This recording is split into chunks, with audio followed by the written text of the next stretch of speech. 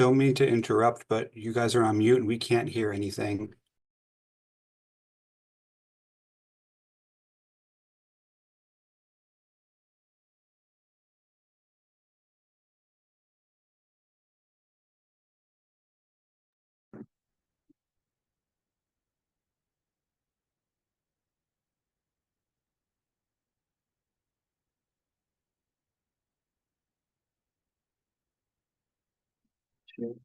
Or not used. Yes.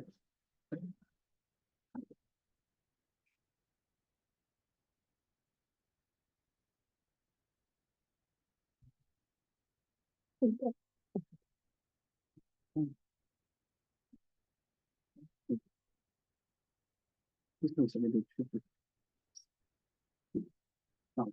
Yep, thank you.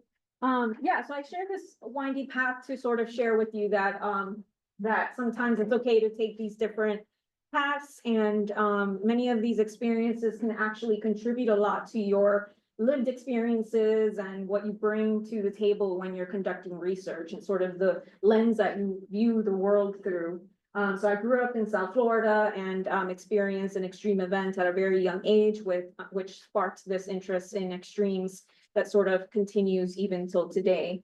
So I've been at the University of Maryland for 2.5 years and have been extremely fortunate to have students trust me to help guide their research. And so I'm working with a team of students that come from many different backgrounds. Some of them actually have some computer science training already.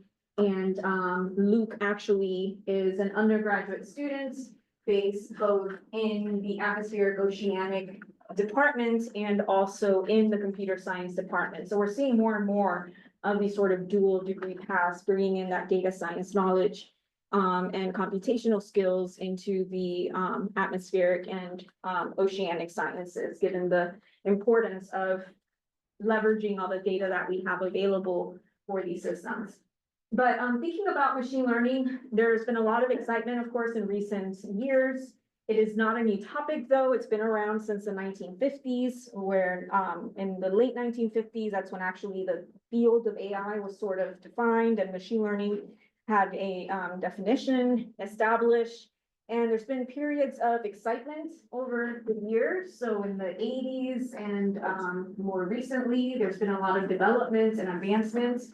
But there were also periods of waning excitement. So in the 70s and 90s, there are actually these periods of time called like AI winters, when interest went down, and that was due to a lot of hype and excitement that was set up, and then it seemed to underdeliver in terms of what AI could do in those times.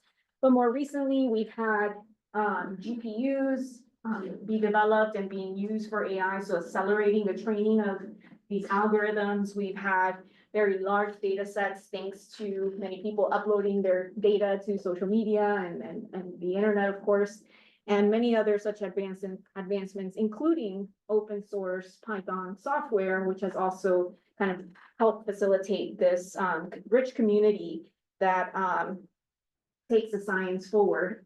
But when we're thinking about machine learning, it's not solely large data that is necessary. So there's actually a spectrum of methods that we can leverage.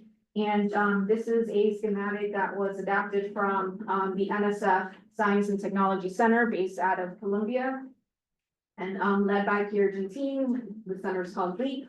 And I really like the schematic because it illustrates that when we do have a lot of data, yes, we can work in a more sort of traditional framework where we work with neural networks and deep learning. But when we have less data or very few samples to learn from, we can use algorithms in the machine learning space that can work okay and well, actually, and prefer little data. So, so there's a spectrum of possible methods that can be used to leverage the amount of data that we have. And we can also train our models to learn in a space where we have a lot of data, and then use other such methods like transfer learning or meta learning to shift into a domain where we have fewer data samples. So start sort of doing some preliminary training of our algorithms in these spaces.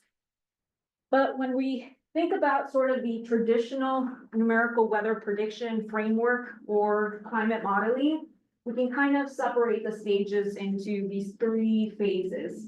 So before we even start running the physics-based model, we have an input stage where we're preparing the data that's going to go into the physics-based model. So this might involve creating a representation of your initial state, whether that's global or regional, and also assimilating observations into that grid. Once you're done with the preparation of the input stage, then you move into the actual running the model stage. And so that may involve a number of equations like Navier-Stokes and physics parameterization schemes that represent processes at the subgrid scale that you can't explicitly resolve. And oftentimes may involve also high performance computing to sort of scale out globally these simulations and run that forward in time. And then once you reach the time that you're interested in, then you've got a lot of output to analyze, and you may do things with that information. So you may translate that information to stakeholders. You may bias correct those simulations offline after the fact, or you may even derive other outputs that you perhaps are interested in. In fact, during lunch today, we were talking about deriving extreme indices. So that would be an example of me doing stuff with the data that was produced by a numerical model. And machine learning can fit in each one of these different stages. So when we think about the initial state portion, we can use machine learning to assimilate our observations into these grids. And we can even use it for determining where to optimally place a sensor. So with sensor placement, we can use active learning that can help us determine the optimal location to install a weather station for whatever metric we're interested in optimizing, whether that be improved climatological coverage or data assimilation and so forth. And then in the running the model stage, there's also machine learning use. I'm sure many of you have heard that we can use machine learning to generate physical parameterization schemes that potentially are more skillful than some of our traditional methods. Or we can even do online bias correction, where we can nudge the physics in our simulations as they are running, rather than after the fact. And in the output stage, we can also use machine learning for things like extracting other variables or even doing data fusion with, let's say, remote sensing information, for example, or downscaling, where we're refining the horizontal resolution of our data. And machine learning has been making a splash in recent years because of its ability to not even have to work in this traditional three-stage framework, but where we can just train machine learning to do the entire workflow straight from an input stage to an output stage. And perhaps what many are familiar with is DeepMind's GraphCast, more recently GenCast. GraphCast back in fall 2023 made the cover of Science for their state-of-the-art predictions of global weather. At that time, it was based on ECMWF's ERA 5 used as input, most recently been adapted to use IFS. And now we've got places like ECMWF out in Europe, or the European Center for Medium Range Weather Forecasting, has developed a method that can actually start from raw observations that haven't even been assimilated onto a grid, bypassing the creation of the initial state and going straight to the weather prediction. So that's been really exciting, because the criticism previously was that DeepMind and others were still using the assimilation system from these different entities. So that's been really exciting. But anytime you have any data-driven model, it's only going to be as good as the data we give it. And this raises concerns about ethics and what is represented in our data. And so there was this really popular, or there was this tweet that went viral back when Twitter was Twitter, where there was this model called Face Depixelizer that would take an image that was coarse and then would super resolve the image. And the bias in the data set that it was trained on became very evident when it was given a photo of Barack Obama, or former President Barack Obama, and out came a very different looking person of a different race. And so this went viral and of course raised issues about what is actually contained in our data sets and the biases that are in them and how these can propagate into downstream tasks. In this case, it was just a very simple face depixelizer model, but you can pretty easily imagine cases where we have AI that's out doing predictions for very high stakes tasks that impact people on a day-to-day basis.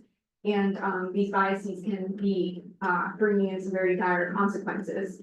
And so I give an example of a storm that made landfall in Louisiana several years ago. This was Ida.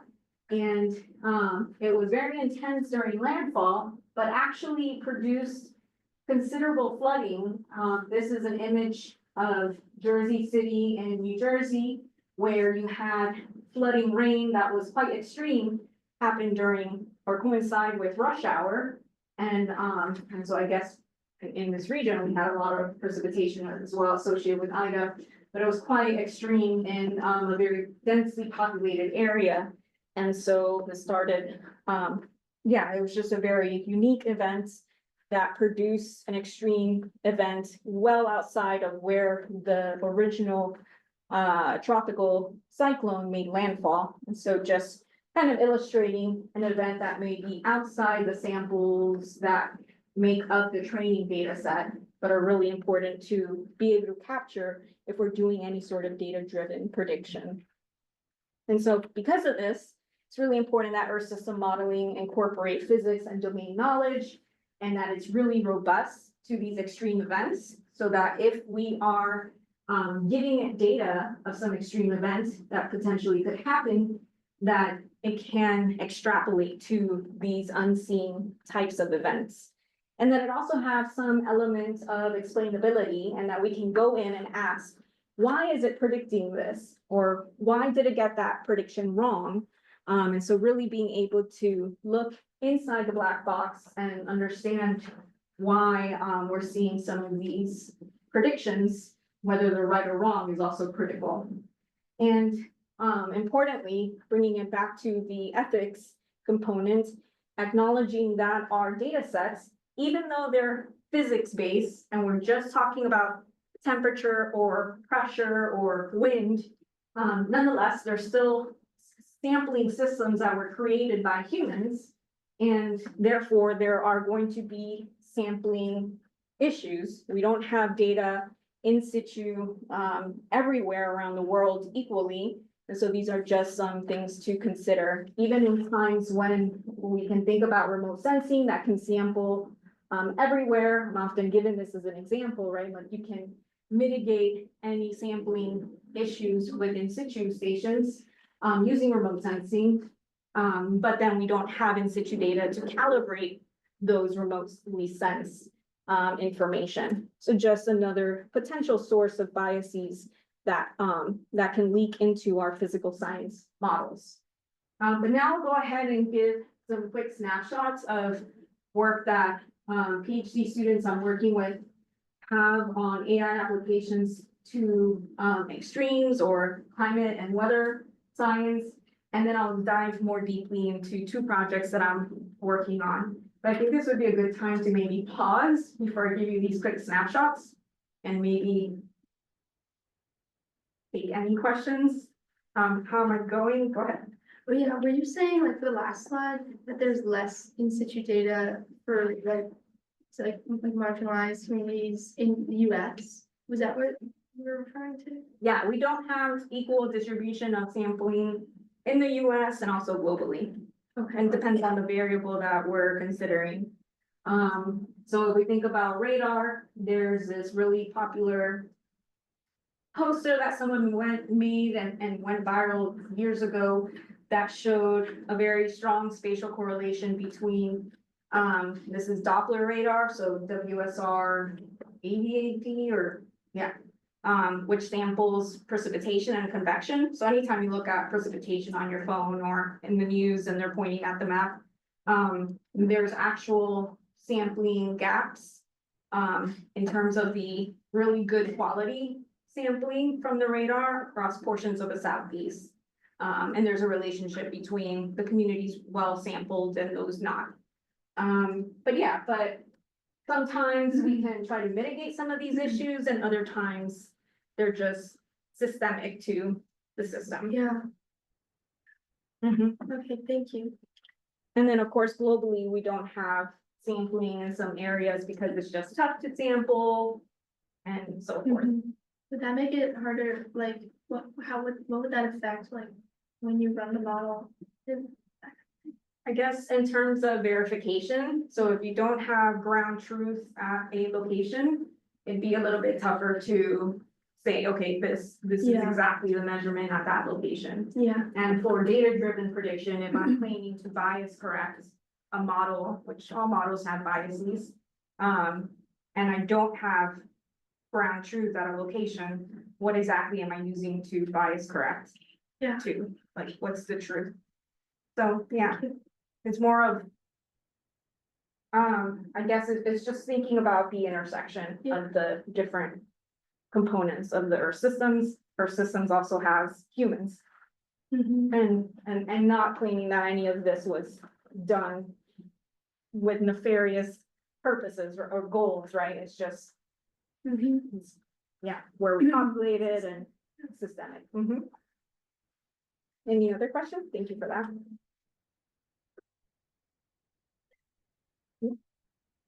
All right, so I have this example here of perhaps, I guess, one of the earlier applications of machine learning that had a lot of success was using image-to-image models to detect features in our numerical model weather data or climate model data.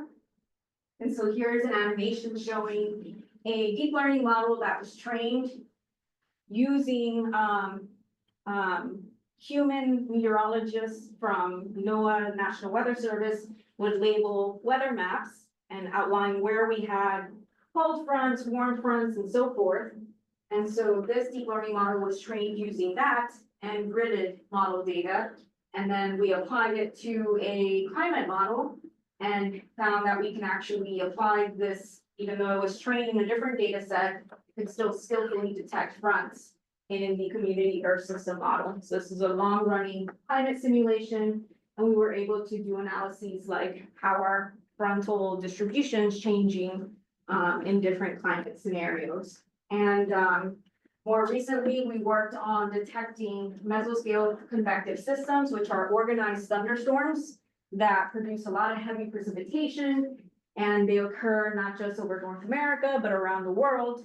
However, we had really good data on mesoscale convective systems over North America, but we didn't have really good data on them around the world. So we trained a model to detect them over North America and then did some techniques to make it generalized to other regions around the world. And we're able to detect them globally and compare them to a number of other methods contributing to what we call the MCS MIP or model intercomparison project. So just different ideas of ways to use deep learning for your science. We can also design experiments with machine learning. So you can get really creative and have fun. So here, my PhD student, Dairon in my group, devised a experiment where we looked at this schematic and said, okay, for subseasonal prediction, so if I want to predict out to 3 or 4 weeks into the future, it's really hard to do that. And the reason for that is that a lot of your skill at the weather time scale, so let's say 2 weeks or less, comes from your initial state, the atmosphere, and how the atmosphere is evolving and how well you captured it in your initial state. And then eventually you get some predictability from land processes, so slower evolving processes, and then eventually from the ocean. So ocean has a lot of memory, a lot of heat capacity, and that can contribute to your prediction skill. But he decided to put this to the test with machine learning. He used a tree-based model called XGBoost or extreme gradient boosting, and took components of the atmosphere, land, and ocean and saw how skillfully they could predict a weather regime, so a large-scale atmospheric pattern over North America. I don't have the figure from his paper. It's got minor revisions, so it should be out soon. Where essentially he found that this schematic can vary quite a bit depending on the month of the year. So there's seasonality to this, which makes sense, but just gave us a more nuanced view of the schematic. And also depends on the large scale class of weather that you're predicting as well. So it depended on, again, the input time of year and the prediction task itself. And then lastly, I'll give you this example that's a bit heavier on the deep learning side. This is work led by Matt from the computer science department at University of Maryland. And we were interested in uncertainty quantification of AI-based global weather prediction, but we didn't just want to quantify uncertainty. We wanted to decompose that uncertainty into two components: aleatoric and epistemic. Aleatoric being uncertainty that is inherent to the system and it's just kind of baked in and you can't do anything about, meaning some things are just hard to predict. And epistemic uncertainty being uncertainty that comes from our lack of data about that example. And so those are examples that we could potentially improve upon and reduce the uncertainty if we got more data. And so he ended up using a diffusion model coupled with a hyper network, where he was able to add noise to one piece or the other to generate this decomposition. And essentially here you're looking at a toy example where he just bumped up temperature over Greenland. So the model should never have seen this before because this is not physical. And indeed, when you look at the epistemic counterpart, it showed up in that example. Anytime you have high epistemic uncertainty, you should ignore that area in the aleatoric. But yeah, so that at least a toy example worked quite well. And then there are a number of more real world examples. But those were, again, just some examples. And now I'll go into my more specific two projects that will be deeper. Pause there. Anything, questions, thoughts? Yeah, I'm pretty interested in your actually using deep learning approach for uncertainty quantification. You mentioned that there are two categories, right? How do you quantify these results? Like one is from aleatoric, the other one is from the epistemic. How do you quantify the results? Yeah, so diffusion models are they do generate uncertainty. So you can, so if you forget about the hyper network, with a diffusion model, you would give it an input and you can add some random noise as part of the diffusion process and you can get multiple predictions, but that just gives you spread. Then when we coupled a hyper network, what we did was this hyper network would generate the weights in the diffusion model. The hyper network also takes in noise. And so you've got now two components of sampling distribution. And now when you freeze one and run the other one, or freeze the other one and run this one, we end up doing sampling two different types of distribution. One is associated with the data, the other is simply associated with the model. And this is how we end up doing this composition. And then the paper is open source and has the proof available to her.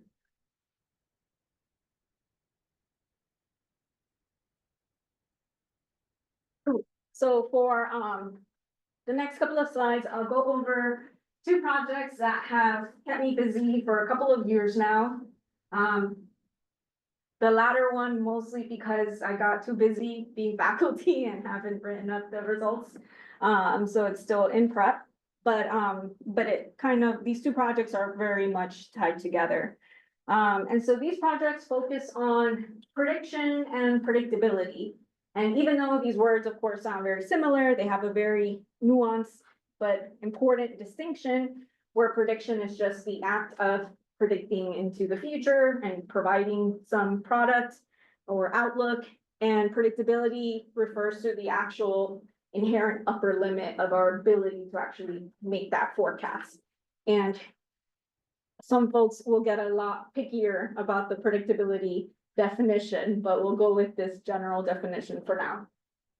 And so when we're thinking about prediction as subseasonal lead times or any other lead time, we again start from some initial states and we run our model, whether it's physics-based or AI-based, forward in time. And we know it's going to have some error, meaning it's going to deviate from what actually happened. Even GenCast, no matter how much they get a lot of press about how great it is, there is still error, right? And so some of these model errors can come from imperfect physical parameterization schemes in your model, horizontal resolution issues. If we're using a grid that has 32-kilometer spacing, you're not going to perfectly represent processes moving forward in time. And then you also have errors stemming from your imperfect representation of the initial states. If we take our observations, put them on a grid, we're introducing error and uncertainty. And so one of the ways that we try to understand or capture our uncertainty due to initial conditions is by generating ensembles with slight perturbations to the initial states, where we have a very small distribution that is triggered by something as simple as random noise at like a very small decimal. And this can grow upscale into some uncertainty that we can have at the end, at our lead time of interest. And we can generally interpret that as the more spread you get from that ensemble, perhaps the more difficult or uncertain that prediction is. And so here we ended up focusing on using one specific model, the Community Earth System Model version 2, which is a global coupled Earth system model, but this version of it was for subseasonal forecasting. So this model was originally built for climate projections or climate modeling, but here we're using a version of it that's just for predicting out to 46 days. And what we did first was say, we know that subseasonal prediction of something like precipitation, even just across North America, is extremely difficult. In fact, I took out that slide, but it's got a very small scale. And so one way we can try to get around how hard this task of precipitation prediction out to 3 or 4 weeks into the future is by, instead of focusing on a grid cell by grid cell precipitation prediction, we can just focus on the large scale atmosphere. And specifically here, we're talking about North American weather regimes, which have some pressure anomalies across North America. These are slower evolving and more persistent patterns. And if these patterns are going to be occurring, we know they generally have some associated patterns at the surface in terms of temperature or precipitation anomalies. So here in this example, we're looking at the Alaskan Ridge associated precipitation anomalies, and you can see that whether you're looking at observations or the model, they have a pretty consistent signal over British Columbia and also California. So we know if we're going to be predicting an Alaskan Ridge, we're probably going to have very distinct signals across Western North America. So just a different way of looking at the subseasonal prediction problem. And in this case, we ended up training a very simple machine learning algorithm, just k-means clustering, using reanalysis data, so our observations. This is era 5 reanalysis product. And then we took our trained k-means clustering and fed it CESM2 data.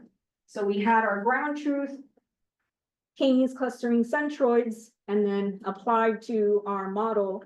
And we did that because we didn't want to introduce model errors. And then what we did was we said, okay, we've got our era 5 as our ground truth. Let's see how CESM2 does with increasing lead time representing these different weather regimes. And so it turns out that during early lead times, you can see this? Yeah. You can see pretty similar distributions of these weather regimes. Obviously at day 0, they're going to be pretty much identical. But as you increase in lead time by weeks 5, 6, you're getting over occurrence of the West Coast high ridge. So you have more light gray color in the model, and you have fewer occurrence of the Greenland high and the Alaskan ridge. So these are going to be harder to predict. This one's going to be over predicted. And this is because CESM has some baked in model biases. And CESM also has an ensemble set. So during the initial development, it only had 11 ensemble members. Now it's running operationally, and I think it has over 20 ensemble members. But we said, let's look at individual forecasts and let's see how these evolved. Did spread increase as we would expect? But it turned out that numerous forecasts had a really weird signal where we had spread increase and then decrease. And I thought that was weird. For a while, I thought it was just a code bug. After we figured out it was not a code bug, we said, okay, well, let's look at the reasons for this, right? Is there any physical reason why we're seeing ensemble spread increase and then decrease? One of our co-authors said, well, you've got a limited set of weather regimes. It could have just happened by chance. And we're like, okay, that makes sense. But let's see if there's any physical reason that could have led to that chance. And so here I'm sharing a forecast from CESM2 that was initialized on using data from November 9th, 2015. And I'll just explain the left side. So on the left side, the x-axis is the number of days into the future. So it goes out to 46 days. And when the circle and X are the same color, that meant that the model got the forecast right. When they're different colors, that means the model got the forecast wrong. And the higher it is on the Y-axis, the more ensemble members agreed on that forecast. So early on, obviously, it's going to be right because it's very little time since it was initialized, and a lot of members are going to agree. Then in this forecast, as lead time increased, disagreement among the members started, and the model was wrong. And then by lead time of 25 days or so into the future, suddenly the ensemble members agreed again and got the forecast right. And at one point, there were up to 9 ensemble members agreeing. And so we went ahead and looked at outgoing long wave radiation, and it turns out that there was a signal coming from the Indian Pacific Ocean, moving eastward into the North Pacific, that resulted in very skillful anomaly correlation coefficient. So basically you had thunderstorms moving eastward, likely associated with the Madden-Julian oscillation, leading to this increase in agreement and skill.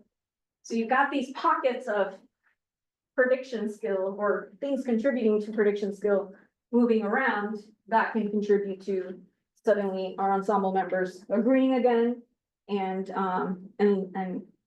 being skillful. And so we're like, okay, well, we'll call this ensemble realignment.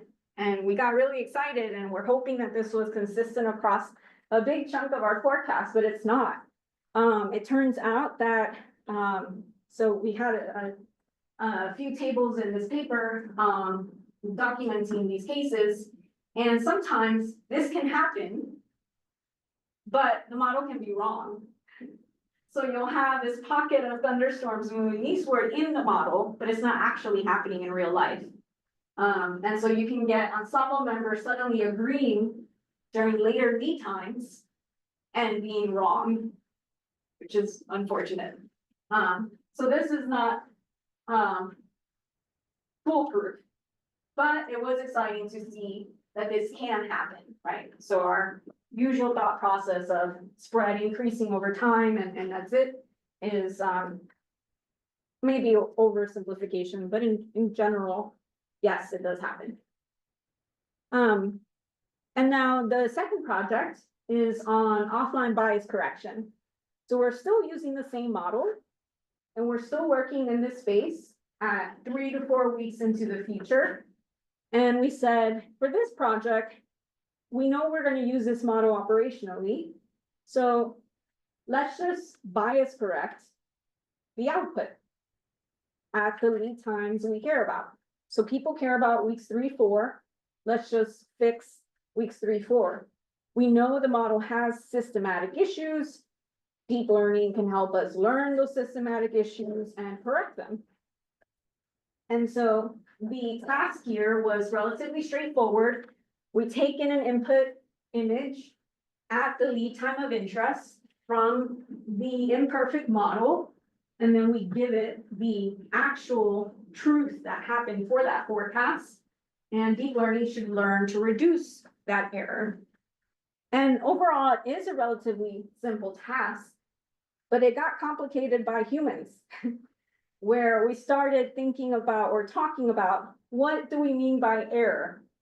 And what error are we trying to fix and for whom? And very quickly it became clear that different people in the team had different opinions about what we should be improving. And some of these objectives were in direct competition to each other.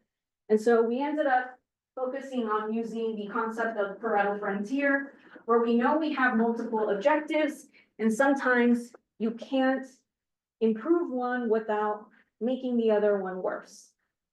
And we said, instead of trying to pick one objective and agree amongst ourselves, why don't we actually leverage the competing objectives that we have and use that to create an ensemble of possible offline bias corrections, right? So we can find a number of different bias corrections and they can meet some of our different goals, and we'll just have some uncertainty associated with these, although the uncertainty is more like spread based on our disagreement. And so we ended up coming up with 3 objectives. And the first one was because some people only wanted to worry about predictions over land. They were like, there's a lot of ocean. Humans don't live in the ocean. We just want to improve and bias correct where humans are going to get their forecasts. I was like, that seems reasonable. The other objective became sometimes, and this was during iterations of the training, the machine learning model was clever and would just focus on bias correcting the forecasts that had really big errors. And it generated an average good error improvement skill score. And I was like, no, I'm like, you need to bias correct every forecast a little bit. Don't just focus on the ones with big errors and get a good like batch skill score. And so we did this ratio between, by essentially enforcing it to improve relative to the physics-based model. And then the third objective has to do with the horizontal resolution of the bias correction. And so that's this dx dy, which has to do with sharpness and acknowledging that sharpness has a different meaning in the forecasting community But for computer vision, when we talk about sharpness, we're talking about how blurry or not blurry is that image. And for forecasting, when we're optimizing on root mean squared error or mean squared error, we can very quickly get very blurry images because those give us the better skill. So here we're enforcing it to keep sharpness in its images because we care about precipitation anomalies, downwind or upwind of in mountain ranges and other such coastal areas may have some precipitation and temperature anomalies that are really important for stakeholders. And so we said, let's focus on bias correcting in this space with 3 objectives. So we ended up taking a image to image model architecture where we're inputting the bias model and we're giving it the ground truth or the correct answer. And all it has to do is learn how to improve this to make it more like what happened before. And so it's got 15 to 20 years of training data, and now it just needs to tell me how many layers and how deep or what architecture to use for meeting these 3 objectives that are competing with each other. And so we ran this experiment where we use a genetic algorithm to test different hyperparameters for the deep learning models. And it ended up telling us that there were 53 models in this Pareto space that can meet those objectives. And so the results that came out of that showed that overall, the simplest image-to-image model called the UNet was the most frequently identified good model, but there were other models that also used multi-attention and other such mechanisms and tricks from deep learning to try to highlight and on what areas were most important for the bias correction. And likewise, other hyperparameters like the training losses also had a number of different options that emerge as being useful for this space. And so when we plot these 3 objectives on this 3D space, we realize, okay, it looks like this ratio versus mean squared error over land only kind of are similar. And the biggest tension was with the sharpness idea. And so I'm going back and rerunning this, only focusing on sharpness versus root mean squared error, because that was the biggest tension. And in this case, we had too little bit of focus on sharpness. And so there are some pros and cons of doing such an objective.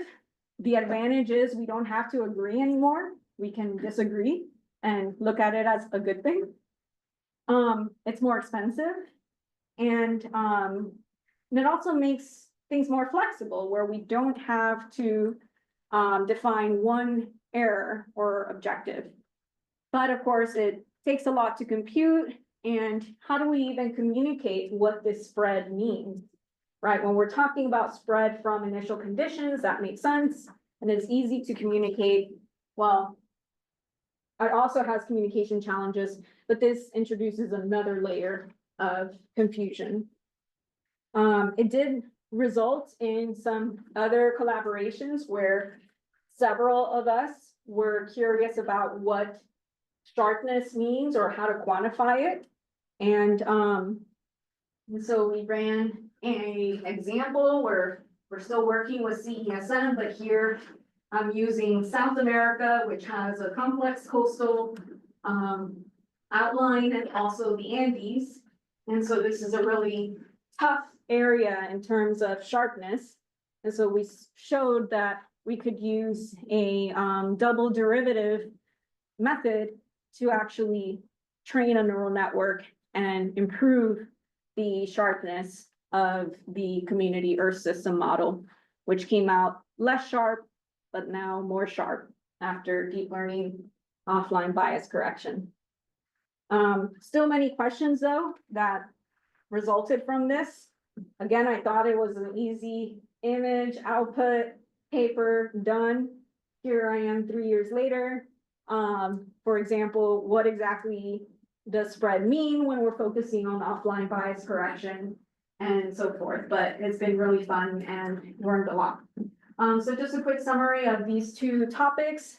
We saw that we could use unsupervised learning like k-means clustering, train it on ground truth, then apply it to a model to evaluate biases in the model more flexibly.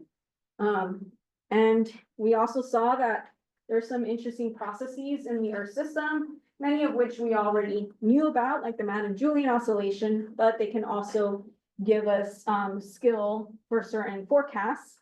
And of course, that we are not going to agree on our objectives for offline bias correction, but we can leverage it for an ensemble. Otherwise, students are working on many different topics in my group, and it's been really fun. And I look forward to your questions or any other thoughts. Thanks.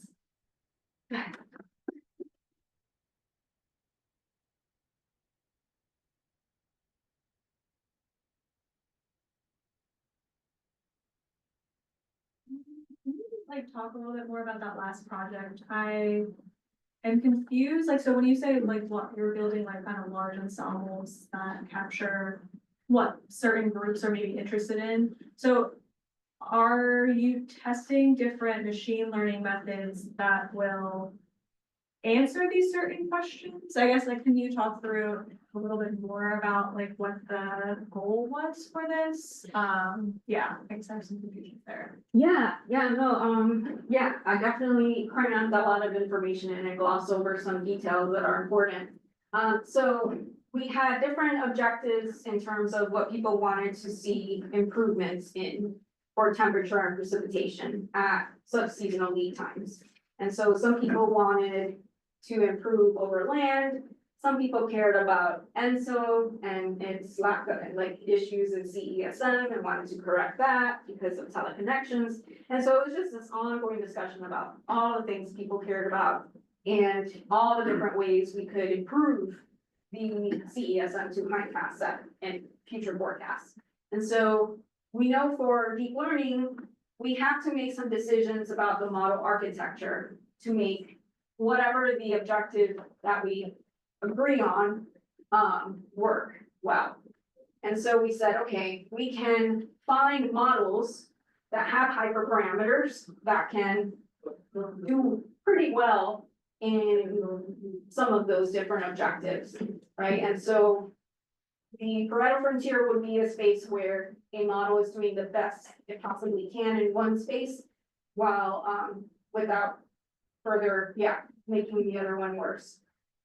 But overall, in a traditional sense, you would have a loss function, which is used to optimize this model. But in this case, we are giving it a loss function, but we're looking for hyperparameters that do well in the objective function. So your loss can change. It's more of the effective. So it's for hyperparameter tuning. Not totally clear if I'm doing a good job at answering this. No, yeah, I'm getting there. And the objectives are the things that we were talking about, what we disagreed on. Okay. So you would have a loss that could be, it could be one of the objective functions, but an issue with using that as your objective is that if you end up combining all the different pieces, you don't extract things people care about most because everything's lumped into one. So we ended up keeping them separate to find models in that space. And then if someone, kind of like how you take a macro micro model ensemble for CSM2 for climate change, you might, you know that a subset of them will tell you a certain thing about spread. So in this case, if I have models that are doing better at a certain objective, I can subsample my ensembles as well to get spread just for a certain space that I care about. Yeah. So it's more of like a large ensemble that's macro and micro. Mhm. Macro being the different objectives, micro being within the objective.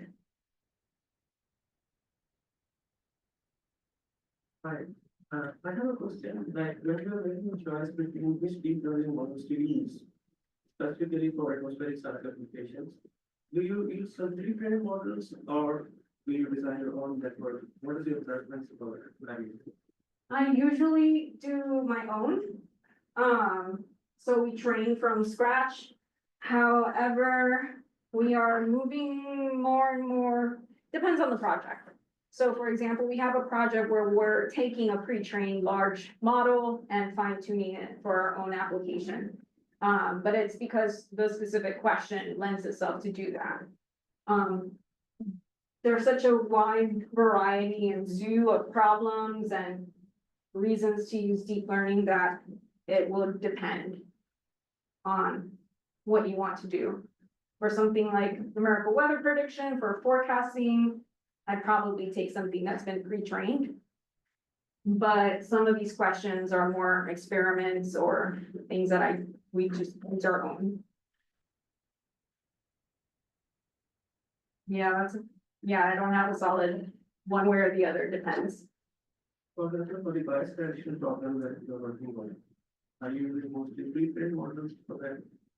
For the bias correction, no, these are our own. There are some weights available online and there is an option to use pre-trained, but the ones that were image to image here were not pre-trained on subseasonal timescales.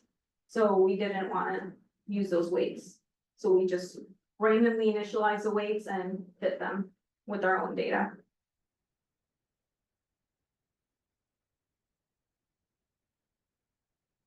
So there's a comment actually online from actually our department chair, Dr. Salim Ali. Right now he's in Pakistan, the other side of the world. Okay, he has to log off. He asked about actually the important distinction between prediction and predictability. In particular, climate system is notoriously famous for complexity. So we want to actually hear about your actually comments or insights about the difference between the prediction and the predictability. Yeah, great thought. So for the most part, my group works in the prediction space. Even if I would say here we do use in this project, I'm trying to get back there, some of these are large images. Let me take a moment.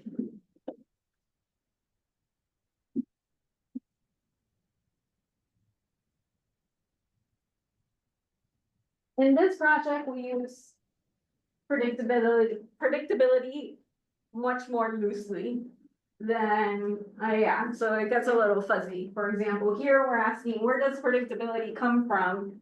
But really we're saying, which component gives you most prediction skill at what lead time, right? So it's a little fuzzy there.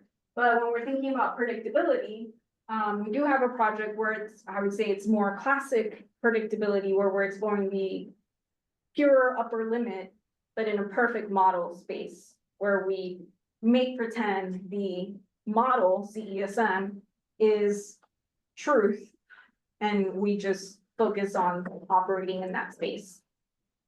But yeah, I don't know, I would have to know more to get more specific or thoughts.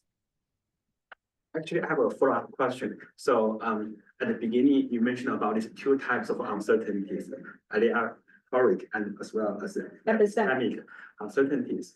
I wonder actually if there's a way to link these two types of uncertainty with predictability, because as you mentioned earlier, for the first type, which is embedded in the system itself, is a stochastical system, right? It's hard to actually to constrain uncertainty. But on the other hand, from the second, which is the lack of knowledge of the underlying processes, epistemic.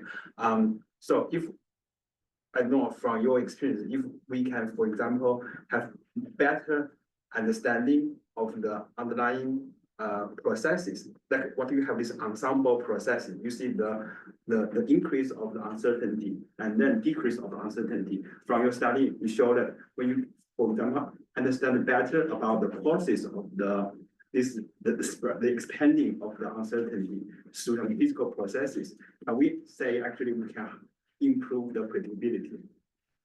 Okay, yeah, no, I would say epistemic uncertainty would probably fall more into your traditional prediction framework.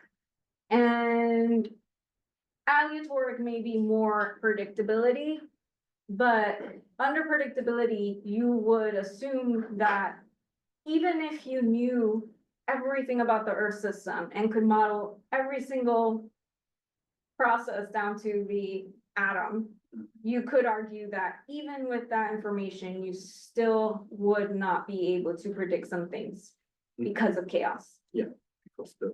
So that's more predictability, the inherent upper limit. And we just can't do better, at least with what we know. Yeah. So, but you raise an interesting question. What if we don't know some stuff? Then yeah, maybe we can push the upper limit of predictability. But then you get into what is predictability and Makes so sense. tired.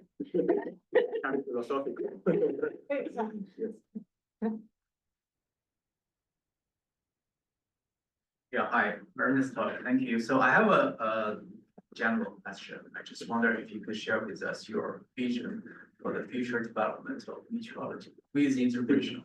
So the reason I'm asking is that, so at the beginning you showed the input, raw model, output, and the classic meteorology, let's call it classic meteorology, before the integration with AI is based on physics. So basically, with raw model, that means we use physics to predict, to do the forecasting.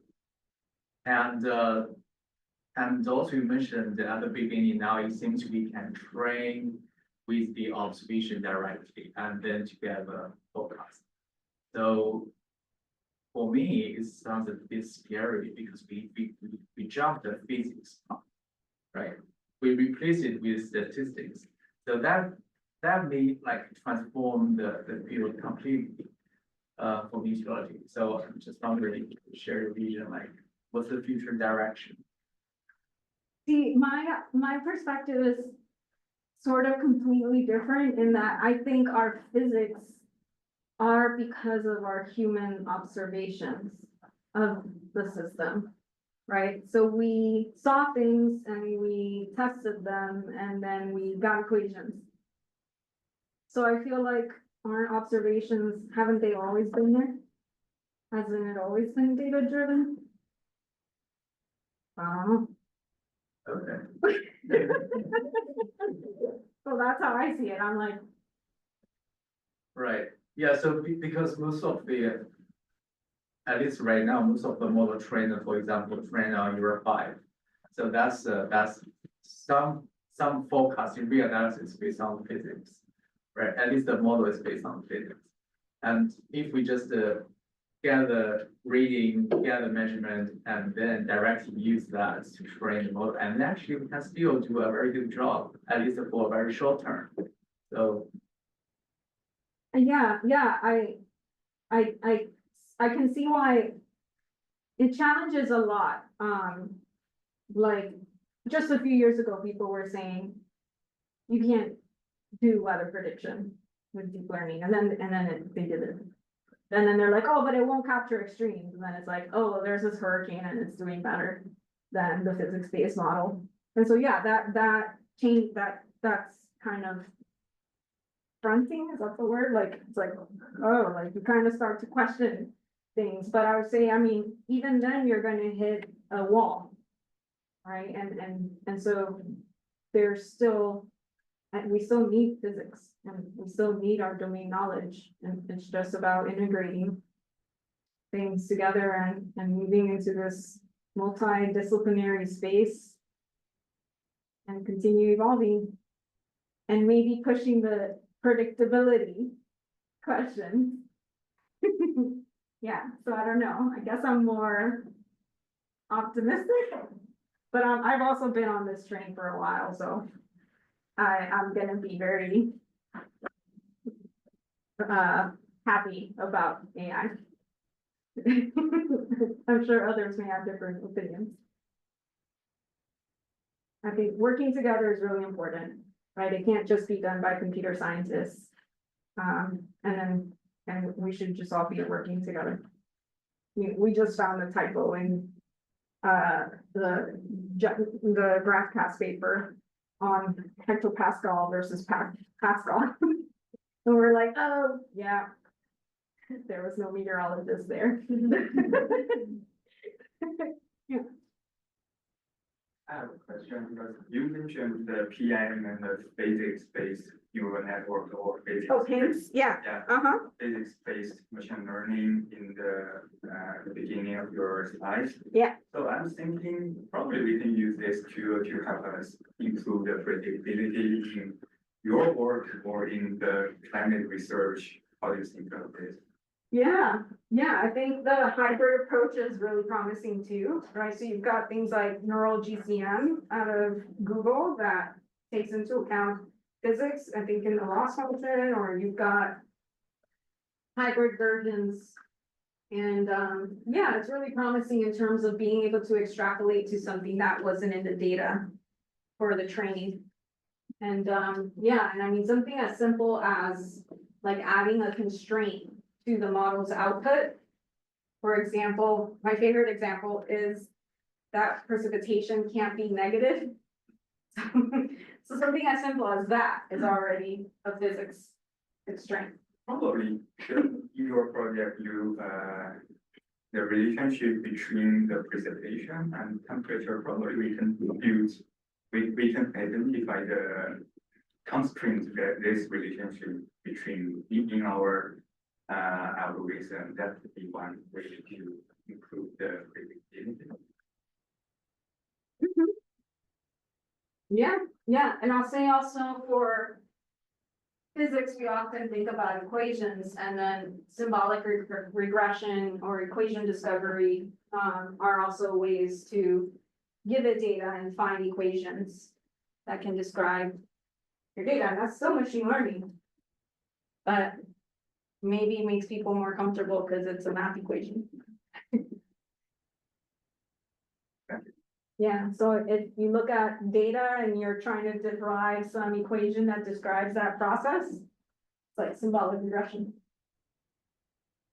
Back to Shoy's question, I think, do you think is the reason here that machine learning may not be very solid is because of its black box nature?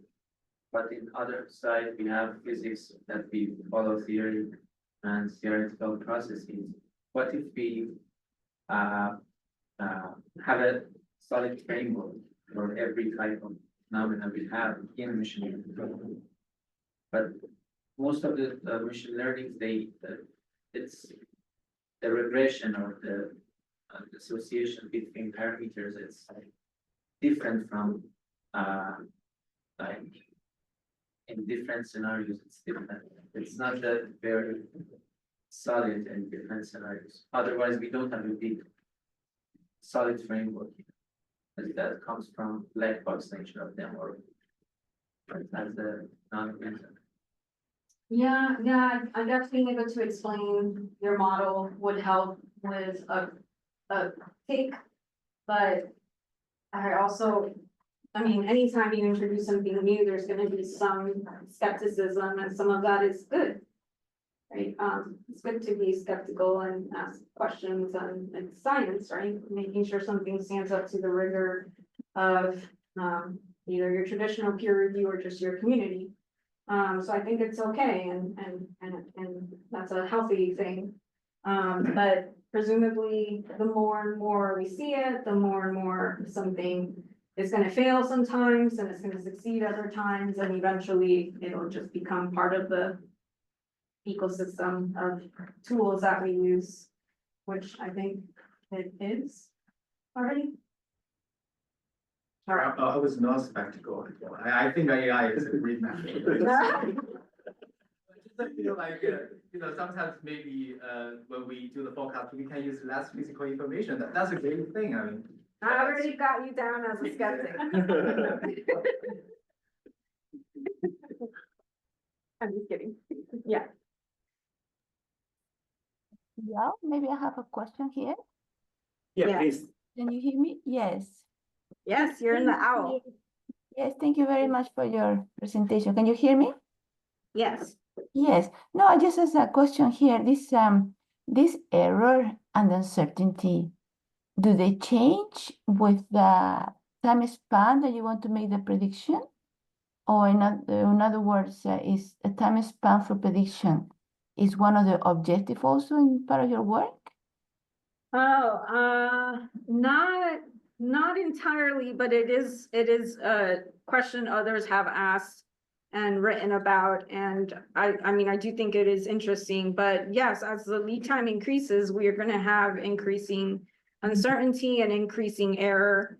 But I guess for me, I'm more interested in, okay, what about the deviations from that expected uncertainty or that expected error? Can we do a little bit better in some cases? Or why do we do a bit worse in other cases? What is it about the Earth system? And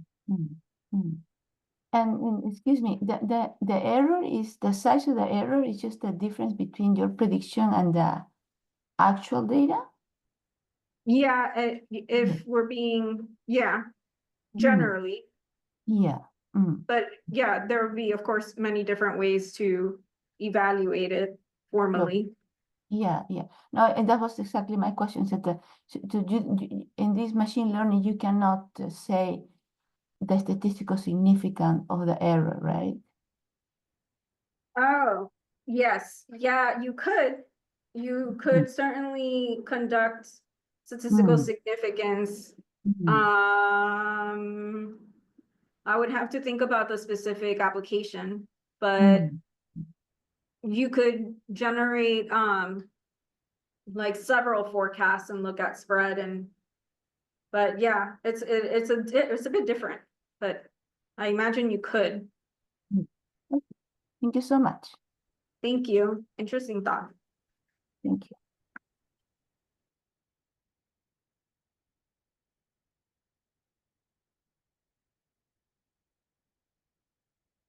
Okay.